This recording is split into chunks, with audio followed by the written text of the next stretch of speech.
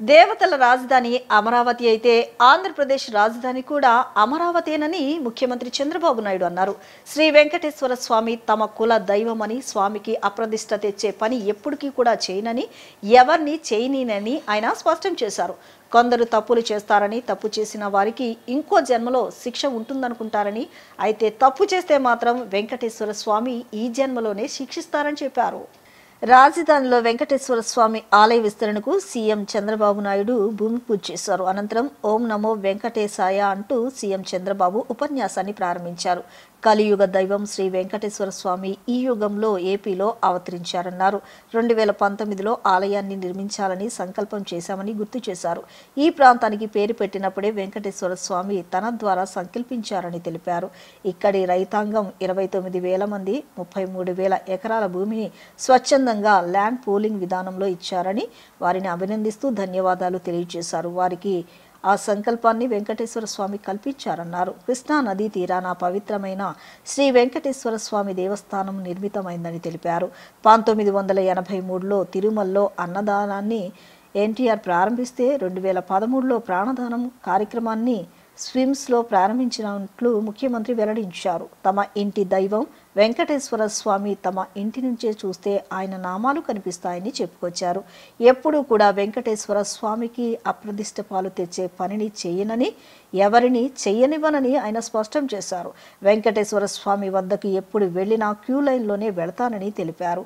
ముఖ్యమంత్రిగా కాదు, భక్తుడిగా వెళ్తానని సీఎం అన్నారు. కొందరు తప్పులు చేస్తారని, తప్పు చేసిన వారికి ఇంకో జన్మలో శిక్ష ఉంటుందనుకుంటారని, అయితే తప్పు చేస్తే మాత్రం వెంకటేశ్వర స్వామి ఈ జన్మలోనే శిక్షిస్తారన్నారు. గడిచిన ప్రభుత్వం విధ్వంసం తప్ప మంచి చేసిన పరిస్థితులు లేవని విమర్శించారు. 5 ఏళ్లు ఇక్కడ రైతులకు నరకాన్ని చూపించారన్నారు. ఈ దేవాలయాన్ని 260 కోట్లతో 2 దశల్లో పూర్తి చేశామన్నారు. ఆరోగ్యం, ఆనందం, సంపద ప్రతి ఒక్కరికి అందించాలని వెంకటేశ్వర స్వామిని ప్రార్థిస్తున్నారని తెలిపారు. ఈరోజు మనందరం ఒకసారి ఆలోచిస్తే ఒక పవిత్రమైన దేవాలయం వెంకటేశ్వర స్వామి దేవాలయాన్ని మనం ఇక్కడ నిర్మాణం చేసుకోవాలని ఒక సంకల్పాన్ని చేశాం. కలియుగ దైవం అమరావతి, దేవతల రాజధాని అమరావతి అయితే మన రాజధాని అమరావతి. అంటే ఈ రెండు కూడా ఏ విధంగా సింక్రనైజ్ అయినా ఆలోచిస్తే, ఇంకొక పక్కన మన రాష్ట్రంలో కలియుగ దేవుడు వెంకటేశ్వర స్వామి ఇక్కడ ఈ యుగంలో అవతరించారు. ఇది ఒక ఆలోచన. ఈరోజు మీరు చూస్తే 2019లో ఆలయాన్ని నిర్మించాలని ఒక సంకల్పం చేసి పేరు పెట్టినప్పుడే వెంకటేశ్వర స్వామి కూడా నాకు ఆ సంకల్పాన్ని ఇచ్చాడు, అమరావతి పేరు పెట్టాలని. అందుకే పేరు పెట్టాం. అదే సమయంలో నేను ఒకటే ఆలోచించాను, ఈ సందర్భంగా ఒక్కసారి ఈ ప్రాంత రైతుల్ని పూర్తిగా మనస్ఫూర్తిగా మరొక్కసారి ఈ సన్నిధిలో వారందరికీ ధన్యవాదాలు, కృతజ్ఞతలు, అభినందనలు తెలియజేస్తున్నాను. ఎప్పుడైనా ఒక పవిత్రమైన కార్యక్రమాన్ని సంకల్పిస్తే ఆ పవిత్రమైన సంకల్పానికి కూడా ప్రజలు సహకరించాలి. ఇక్కడే రైతాంగం సహకరించి 29,000 మంది రైతులు 33,000 ఎకరాల భూమి స్వచ్ఛందంగా, మీరిప్పుడు డబ్బులు లేవు కాబట్టి ఒక కొత్త విధానం ల్యాండ్ పూలింగ్లో మేమిస్తామని చెప్పిన రైతాంగాన్ని మరొక్కసారి అభినందిస్తున్నా, ధన్యవాదాలు తెలియజేస్తున్నా. దానిపైనే ఆ సంకల్పం కూడా మీ అందరిలో వెంకటేశ్వర స్వామి కల్పించాడని నేను మనస్ఫూర్తిగా నమ్ముతున్నాను. 25 ఎకరాల భూమి, పవిత్రమైన ప్రదేశం, కృష్ణా నది ఒడ్డున వెంకటేశ్వర స్వామి దేవాలయం. ఇది ఒక్కసారి గుర్తు చేసుకుంటే అదే మనకు ఒక శక్తినిస్తుంది. అందుకే ఈ అమరావతిని కూడా ఒక్కసారి నేను గుర్తు చేస్తున్నాను. ఇది ఏ మాత్రం మీకు ఎవ్వరు కూడా అనుమానం అవసరం లేదు. దేవతల రాజధాని అమరావతి ఏ విధంగా ఉంటుందో ఆ నమూనాగా మన అమరావతి ఉండాలని వెంకటేశ్వర స్వామి వారిని కోరుతున్నా. నాకు ఒక నమ్మకం ఉంది. 2003 నేను ఆ రోజు మీరు చూస్తే ప్రాణదానం సిమ్స్లో ప్రారంభించాను.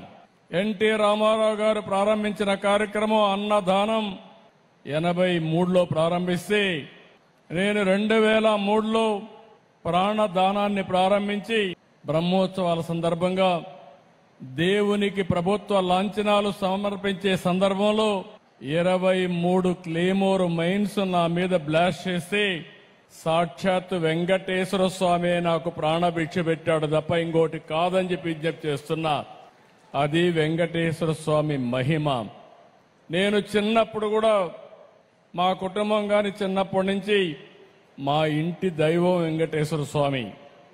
మా ఇంటి నుంచి చూస్తే మంగాపురం నుంచి ఆ సైడ్ చూస్తే వెంకటేశ్వర స్వామి నామాలు కనపడొస్తాయి. ఆయన్ని చూస్తూ బతికాం.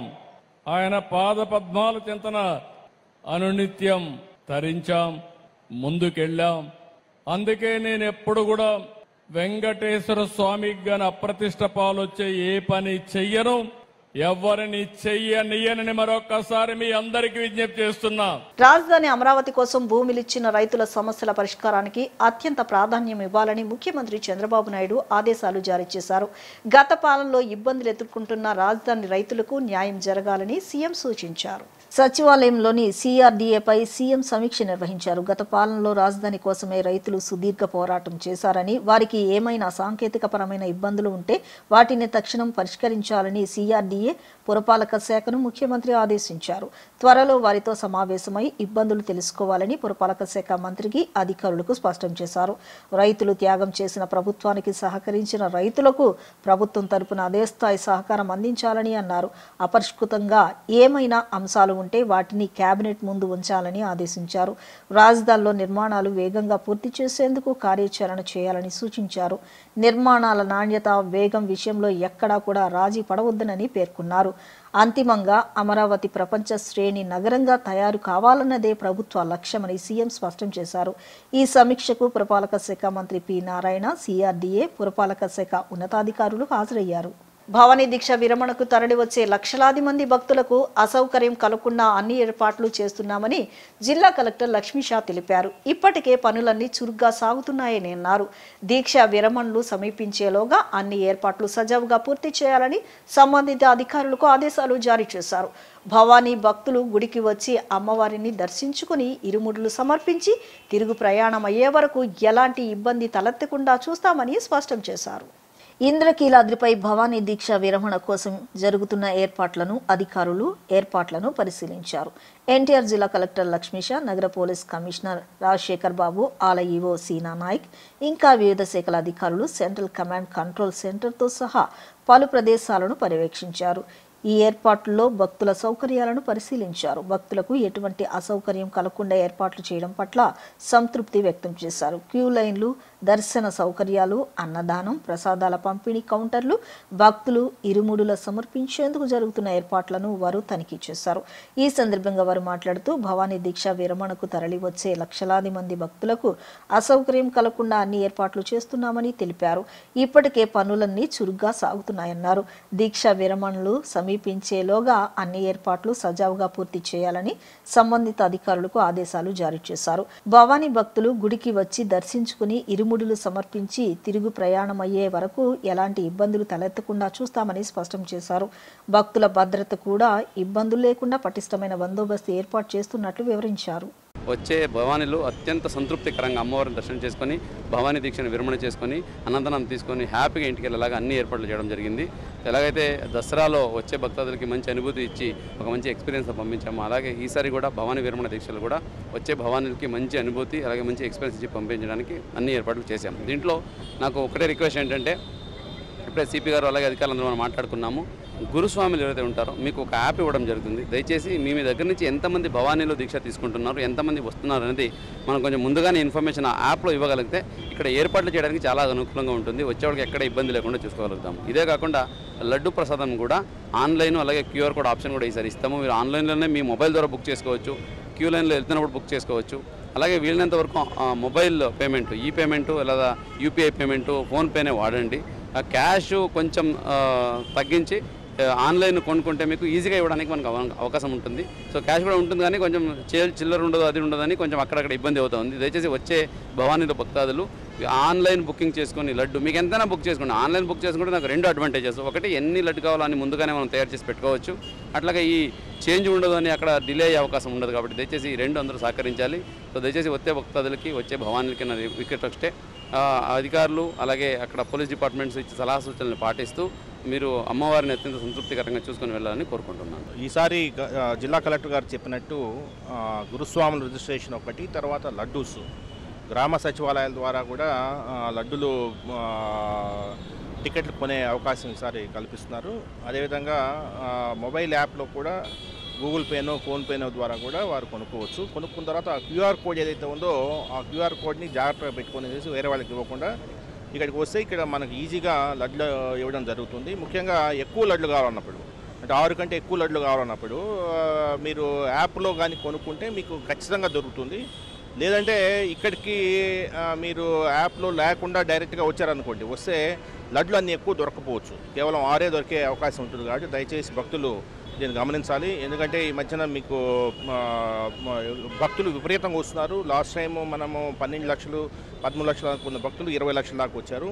భవానీలు కూడా ఎక్కువ సంఖ్యలో ఈసారి మాలాధారణ చేసుకొని ఉన్నారు. అదేవిధంగా అయ్యప్ప స్వాములు కూడా చాలామంది ఈ లాస్ట్ 10-15 డేస్లో చూస్తున్నాము. వారి తాకిడి కూడా ఎక్కువైంది. కాబట్టి మీరందరూ కూడా సహకరించాల్సిందిగా కోరుతున్నాం. ఈసారి ఎక్కువ సౌకర్యాలు, ఎక్కువ వసతి సౌకర్యాలు పెంచుతున్నాము. ఘాట్లో కావచ్చు, అదేవిధంగా కేశఖండన శాల కావచ్చు, అదేవిధంగా హోమగుండం కావచ్చు, ఇరుముడి స్టాండ్స్ కావచ్చు, అన్నదానం కావచ్చు, అన్నీ కూడా అంతకు మునుపున్న వసతుల కంటే ఈసారి రెట్టింపు చేస్తున్నాం, డబల్ చేస్తున్నాము. సో కాబట్టి ఎటువంటి ఇబ్బంది లేకుండా మా వైపు నుంచి మేము అన్ని జాగ్రత్తలు తీసుకుంటూ అన్ని సౌకర్యాలు కల్పించడానికి కట్టుబడి ఉన్నాము.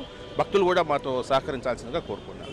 రాష్ట్రంలో పండుతున్న అన్ని పంటలకు ధరలు తగ్గకుండా, ఎలాంటి ఇబ్బందులు తలెత్తకుండా, రైతులకు ఎలాంటి నష్టం జరగకుండా చూడాలని ముఖ్యమంత్రి నారా చంద్రబాబు నాయుడు ఆదేశించారు. ధాన్యం కొనుగోలులోనూ చెల్లింపుల్లోనూ ఎలాంటి అడ్డంకులు లేకుండా చూడాలని ఆదేశించారు. సచివాలయంలో వ్యవసాయ పౌర సరఫరాల శాఖపై ముఖ్యమంత్రి సమీక్షించారు. అలాగే పత్తి, అరటి, జొన్న వంటి పంటలు సాగు చేసే రైతులకు ఉన్న ఇబ్బందులను అధిగమించేలా చర్యలు తీసుకోవాలని చెప్పారు. రబీ సీజన్లో 50.75 లక్షల టన్నుల మేర ధాన్యాన్ని సేకరించాలనే అంచనాలు పెట్టుకున్నట్లు అధికారులు వివరించారు. ధాన్యం కొనుగోలు నిమిత్తం 13,451 కోట్లు చెల్లింపులు జరగాల్సి ఉంటుందని అధికారులు చెప్పారు. ఈ సందర్భంగా ముఖ్యమంత్రి మాట్లాడుతూ చెల్లింపుల్లో ఎలాంటి ఇబ్బందులు రాకుండా చూసుకోవాలన్నారు.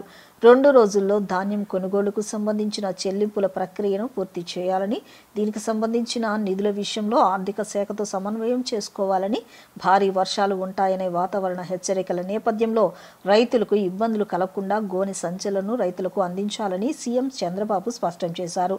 పత్తి కొనుగోలులో సిపిఐ తెచ్చిన కొత్త విధానాల వల్ల ఇబ్బందులు వస్తున్నాయని మంత్రి అచ్చెన్నాయుడు ముఖ్యమంత్రి దృష్టికి తెచ్చారు. దీంతో సమీక్ష నుంచే కేంద్ర టెక్స్టైల్స్ కార్యదర్శి నీలం రావుతో ముఖ్యమంత్రి మాట్లాడారు. పత్తి కొనుగోళ్ల విషయంలో ఎదురవుతున్న సమస్యలను వివరించారు. కొత్తగా తెచ్చిన విధానాల వల్ల రాష్ట్రంలో పత్తి రైతులు ఇబ్బందులు పడుతున్నారని నీలం రావుకు ముఖ్యమంత్రి వివరించారు. అలాగే రాష్ట్రంలోని వివిధ ప్రాంతాల్లో భారీ వర్ష సూచన ఉండడంతో సమస్యలను త్వరితగతిన పరిష్కరించాలని కేంద్ర టెక్స్టైల్ శాఖ కార్యదర్శిని సీఎం కోరారు. అనంతరం సమీక్షలో సీఎం మాట్లాడుతూ పత్తి కొనుగోలు అంశంలో ఎదురవుతున్న ఇబ్బందుల విషయంలో కేంద్రంతో నిత్యం సంప్రదింపులు జరపాలని, ఈ మేరకు కేంద్ర మంత్రి రామ్మోహన్ నాయుడు, ఎంపీ శ్రీకృష్ణదేవరాయలకు బాధ్యతలు అప్పచెప్పాలి. అరటి, జొన్న ధరలపై ఉన్న సమస్యలను అధిగమించాలి. వీటికి సంబంధించి స్థానిక ట్రేడర్లు, ఎగుమతిదారులతో టెలికాన్ఫరెన్స్ నిర్వహించారు. అలాగే ధాన్యం కొనుగోలు విషయంలోనూ రైస్ మిల్లర్లతో సంప్రదింపులు జరిపారు. వాతావరణాన్ని ఎప్పటికప్పుడు అంచనా వేయాలి. భారీ వర్షాలు వచ్చే అవకాశం ఉంటే రైతులను అలర్ట్ చేయడంతో పాటు పంటలను కాపాడేందుకు అవసరమైన చర్యలు తీసుకోవాలని ముఖ్యమంత్రి సూచించారు.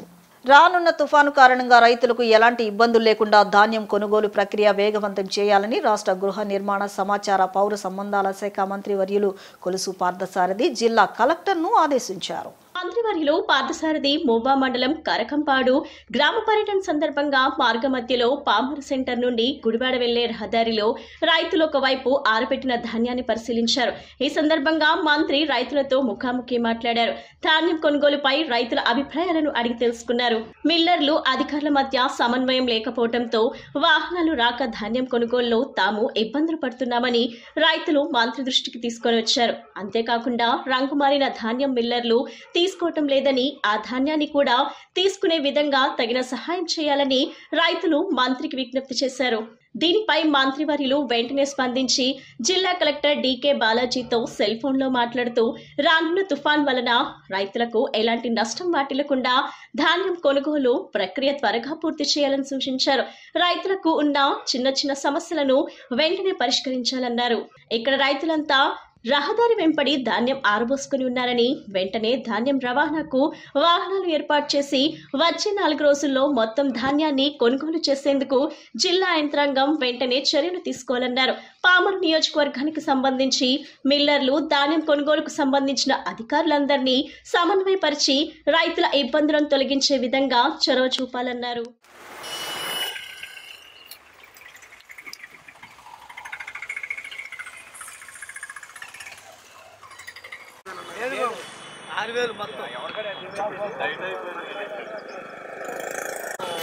దానివల్ల రోడ్డు మీద ఇది హైవే నుంచి పామర్కి వెళ్ళే దారిలో ఇందాకేమో కొడుపారు రైతులు అన్ని ఊర్లు ఇట్లాగా ఉన్నాయంట. ఎంత నెగిటివ్ వస్తుందో గవర్నమెంట్ మీద ఒకసారి ఆలోచన. ఎందుకు ఏంటి ప్రాబ్లం? ట్రాన్స్పోర్ట్ లేదంటున్నారంట. ట్రాన్స్పోర్ట్ రైతులకి వాహన వస్తున్నాయి. అవసరమైతే పోలీసులు పెట్టినా సరే లారీ లాక్కొచ్చి తీసుకెళ్ళాలి. ఇప్పుడు నా ఫోన్లో కెమెరా లేదు, లేకపోతే మీకు చూపించేవాడిని.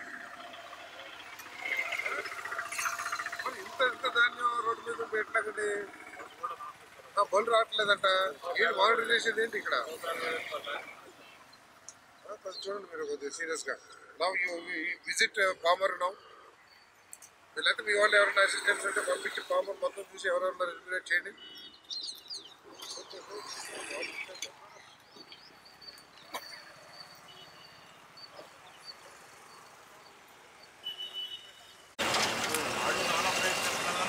ఏం ప్రయత్నించేది? రోడ్డు మీద రాని లాక్కొచ్చేయాలంతే.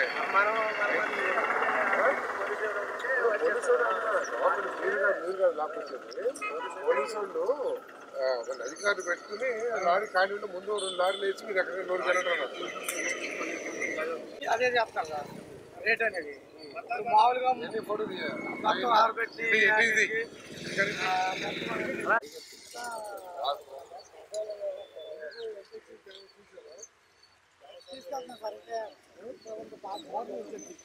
మొత్తం